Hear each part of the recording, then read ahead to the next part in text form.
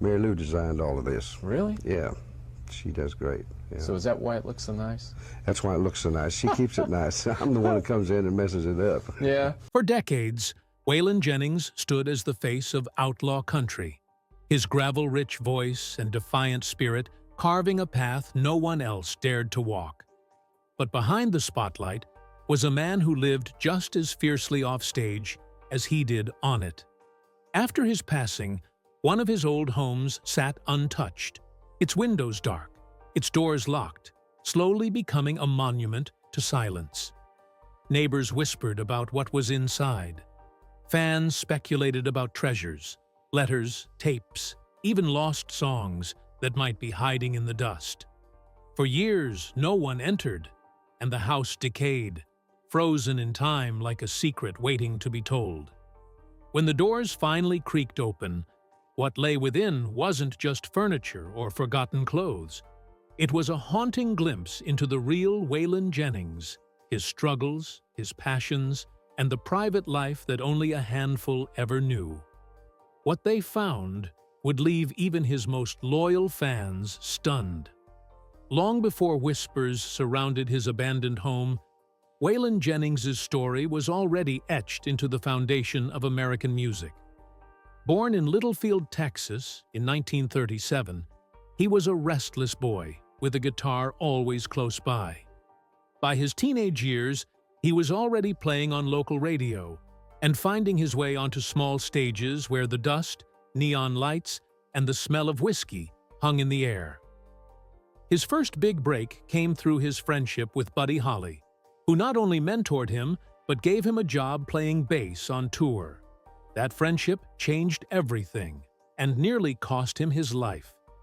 When the plane crash of February 3, 1959, killed Holly, Ritchie Valens, and the Big Bopper, Waylon had been scheduled to fly with them. At the last moment, he gave up his seat. The guilt of that night would follow him forever, a shadow tucked behind his outlaw bravado. In the 1960s, Waylon made his way to Nashville, but the city was a machine, polished, calculated, and uninterested in rebellion. Record labels wanted formulaic hits. They didn't want the grit of Waylon's voice or the raw edge of his playing. For a while, he played along, recording songs with lush orchestrations and backing vocals that stripped him of his true sound. But deep inside, Waylon was boiling. He knew he wasn't meant to be just another cog in the Nashville wheel. By the early 1970s, he decided to take control. Alongside Willie Nelson, Jesse Coulter, and Tom Paul Glasser, Waylon led what became known as the Outlaw movement. It was music that rejected Nashville's slick polish, music that spoke to the working class, the restless drifters, and anyone who felt outside the rules. His albums, Honky Tonk Heroes and Dreaming My Dreams, didn't just sell records, they ignited a revolution. Waylon became more than a singer. He became a symbol of freedom, of standing against the system. But rebellion came with a price. Waylon lived as hard as he sang. Drugs became his companion, especially cocaine, which fueled his endless nights and grueling tours. He spent millions feeding his addictions, burning through money as fast as he earned it. Friends recall hotel rooms filled with chaos, nights of excess that blurred into mornings where music was the only anchor keeping him from drifting away completely. And yet, even in the chaos, Waylon was brilliant. His voice carried the ache of a man who had lived every lyric. His guitar rang out like a sermon for sinners, drawing fans who saw in him not just a star, but a man who lived life on his own terms. Songs like Luckenbach, Texas, and Are You Sure? Hank Done It. This way became anthems not just for country fans, but for anyone tired of the rules and the cages society built. It was during these outlaw years that Waylon collected not only fame, but also memories, mementos, and personal treasures. Every gold record, every guitar, every handwritten lyric was part of a story larger than himself, and some of those items, once proudly displayed, ended up forgotten in that quiet house. Letters, photos, and artifacts of his wildest years gathered dust, waiting for discovery. Waylon Jennings's rise was meteoric, his rebellion legendary, but the house he left behind would later reveal a more fragile truth. For in its walls were not just souvenirs of stardom, but confessions of the man who dared to walk away from Nashville's leash and paid the price with his body, his mind, and eventually, his silence. Once filled with laughter, music, and the smoky haze of late-night jam sessions, the house that Waylon Jennings left behind slowly slipped into silence. The man who had once entertained legends within its walls was gone, and with him, the heartbeat of the home itself. Time became its cruelest visitor. Paint peeled from the ceilings, floorboards creaked beneath the weight of neglect, and dust blanketed every surface like a funeral shroud. Yet despite its decay, the house seemed alive, humming with echoes of the past, as though the outlaw spirit of its owner refused to die. Fans drove past it, craning their necks for a glimpse of what lay beyond those shuttered windows, their imaginations racing with the possibilities. Some believed the rooms still held boxes of unreleased recordings, sessions where Waylon and his friends, Willie, Chris Christopherson, or Johnny Cash, might have laid down rough tracks never heard by the public. Others were sure they'd find handwritten lyrics, scribbled on the backs of napkins, bar receipts, or hotel stationery, testaments to songs that never left the page.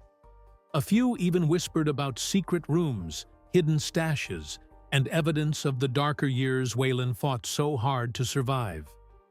The truth, however, was both more ordinary and far more haunting. In the years after Waylon's death in 2002, the house was abandoned not because it lacked value, but because it was too heavy with memory. For Jesse Coulter, his wife, and his family, walking through those halls meant confronting not just the legend, but the man they had loved and lost. The guitars still leaning against the wall, the boots still by the door, the smell of tobacco still faintly clinging to the air.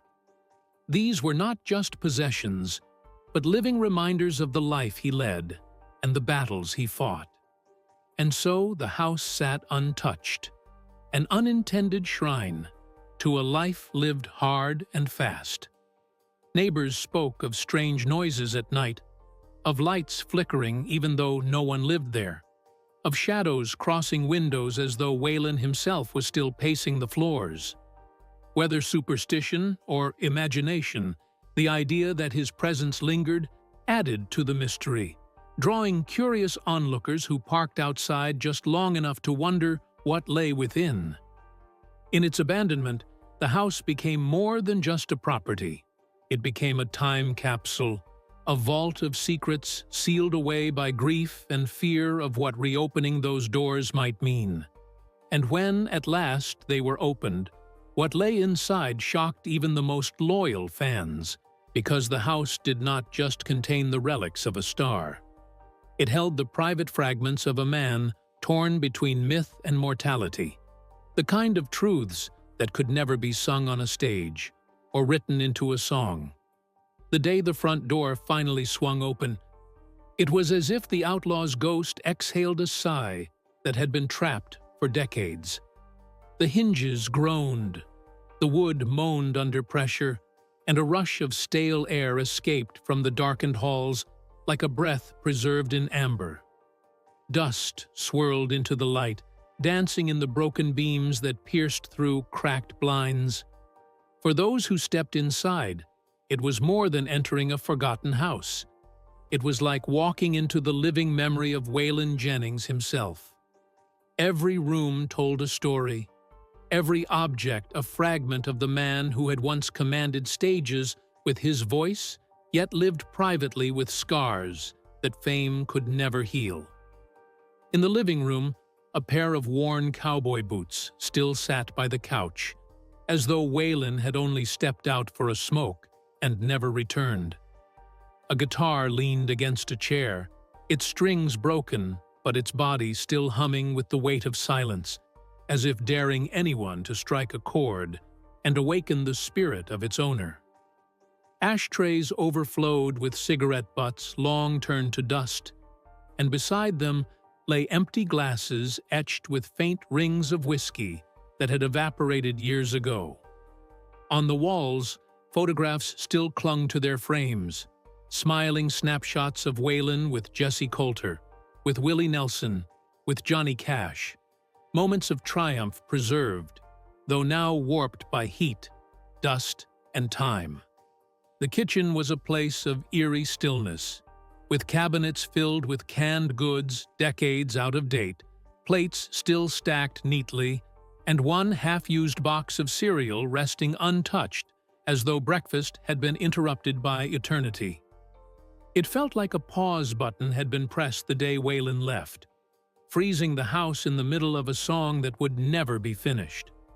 The deeper the explorers went, the heavier the air became, thick not only with dust, but with an unspoken tension. Upstairs, bedrooms revealed unmade beds, jackets draped over chairs, and stacks of records that hadn't spun in years. In the hallway closet, stage clothes shimmered faintly through the gloom, rhinestones catching even the smallest flicker of light, garments once drenched in sweat and applause now hanging limp and lifeless. Every corner carried an echo of music, of laughter, of anger, of pain. The house itself seemed to resist intrusion, as though it were a sacred vault guarding its owner's secrets. Each creak of the floorboards felt like a warning, each groan of the wood like a reminder that the man who once roared against Nashville's machine had left behind more than fame. He had left behind evidence of a life that burned brilliantly and dangerously, leaving scars in the wood and shadows in the air. What lay beyond those first rooms would be even more unsettling, because tucked away in hidden drawers, old boxes, and forgotten corners were the confessions and truths that Waylon Jennings had never shared with the public. The kind of revelations that would turn the outlaw myth into something painfully, shockingly human. As they dug deeper into the house, past the layers of dust and the silent reminders of a man who had lived 1,000 lives, the true heart of Waylon Jennings began to emerge not from his guitars or gold records, but from the fragile weight of paper.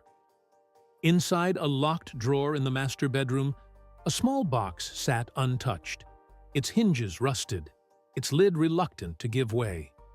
When it finally opened, the contents inside whispered the words Waylon never said publicly. Letters, folded neatly. Their ink faded, but their emotions raw and undeniable. Some were addressed to Jessie Coulter, his wife, the woman who had endured the storm of his addictions and the chaos of his fame. In these notes, Waylon confessed his regrets, his guilt over the pain he caused, and his gratitude for her unwavering love. He admitted that the cocaine and long nights had nearly destroyed him, not only as an artist, but as a husband and father. And yet, he begged for forgiveness in words he might never have spoken aloud. There were letters to his children, written in uneven handwriting, as though scrawled during moments of withdrawal or clarity, where he tried to explain the duality of being both their father and a man consumed by music. In these lines, he admitted the loneliness of the road, the weight of expectations, and the fear that his legacy might overshadow the love he carried for them. These were not the words of a legend. They were the confessions of a flawed man who had wrestled with demons his entire life. Alongside these heartfelt notes were letters never sent, drafts to friends, to Willie Nelson, even to Johnny Cash. In one, Waylon pondered the toll of fame, questioning if their outlaw rebellion had really freed them or only chained them to a different kind of burden. He spoke of exhaustion, of the desire to simply be a man again rather than a myth. There was even a note that hinted at his lifelong guilt from The Day the Music Died, where he swapped his plain seat with the Big Bopper. His words admitted how he sometimes heard Buddy Holly's voice in his dreams, how that single decision haunted him through decades of success. But perhaps the most shocking discovery was a letter to himself. In it, Waylon laid bare his internal battles, scribbling reflections about mortality, about whether the music would outlive the man, and about the secrets he feared might be forgotten. He wrote that his greatest fear was not death, but being misunderstood, that people would remember the outlaw, and not the human being who longed for peace. These letters turned the abandoned house into more than a place of curiosity. They transformed it into a confessional, a sacred archive of truths too heavy for Waylon to carry into the spotlight. For fans and family alike, the discovery was staggering.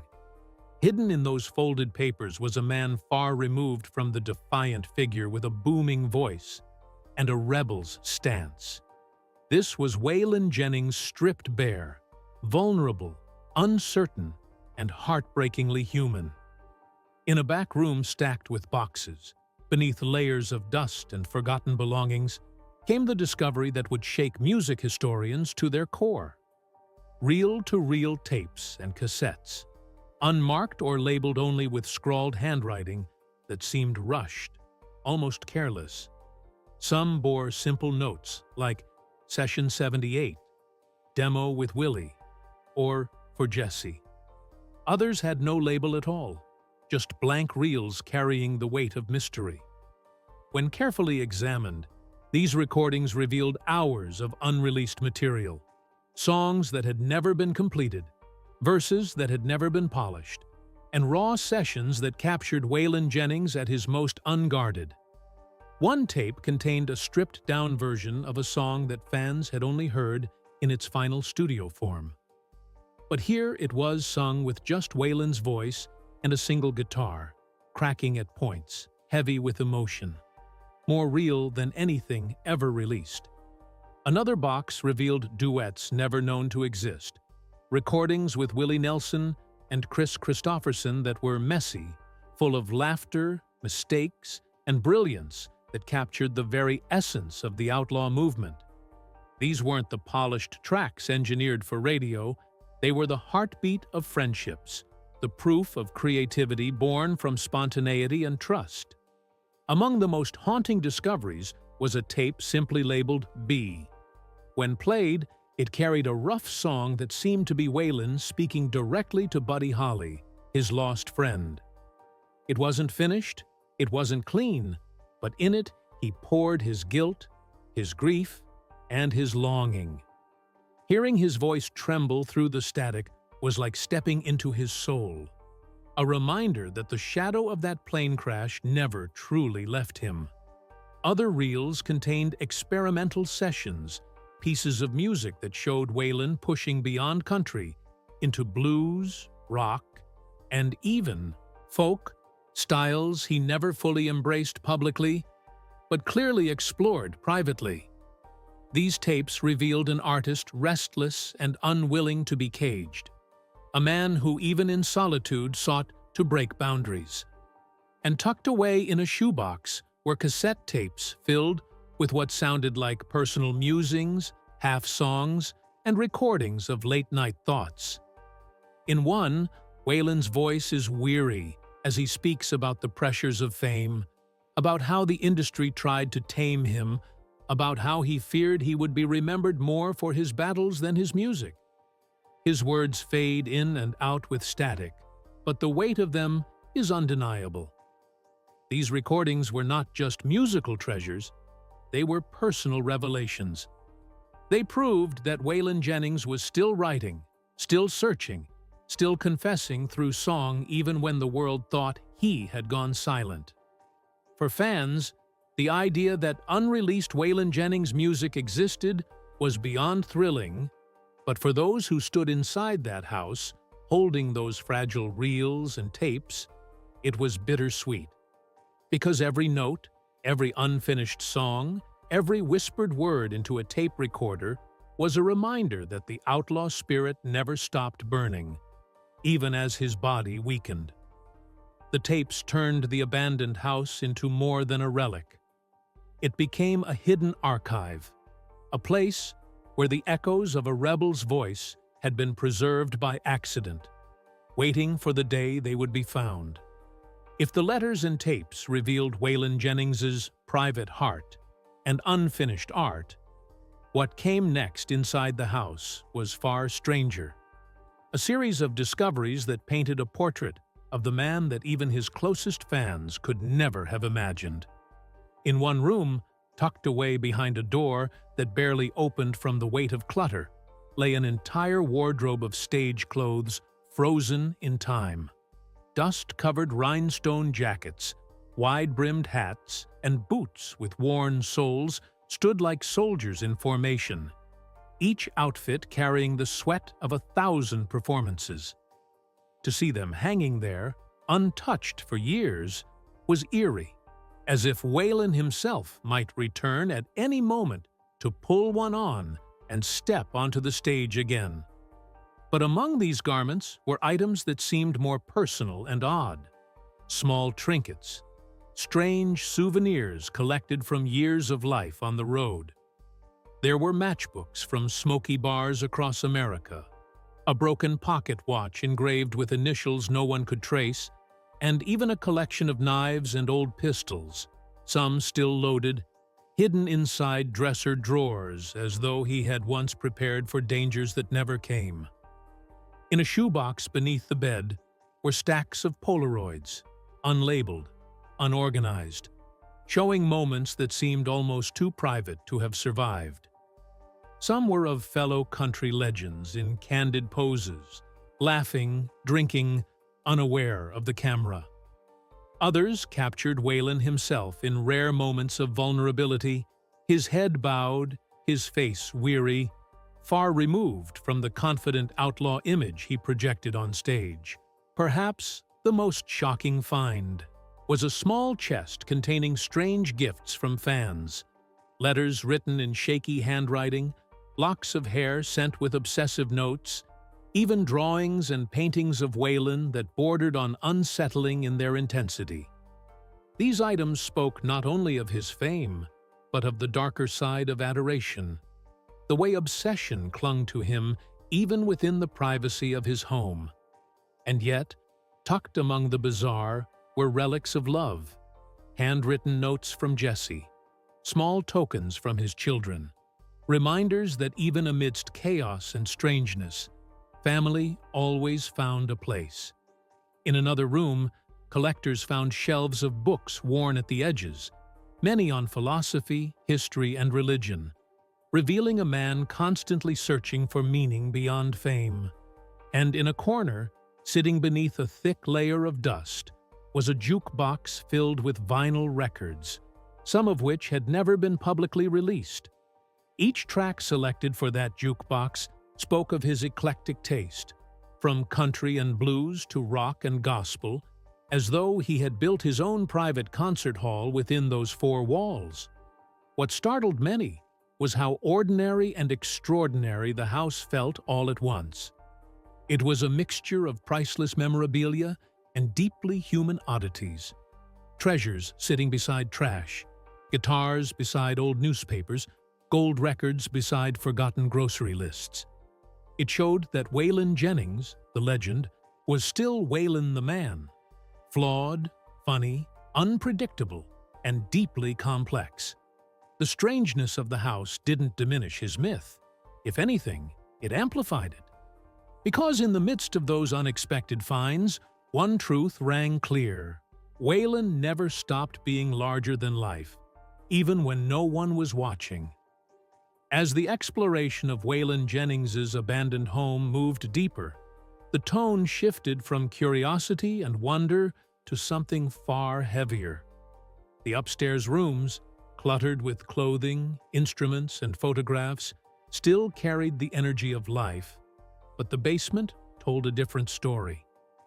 The stairs creaked underfoot, each step sinking into shadows that seemed thicker than the dust-filled air.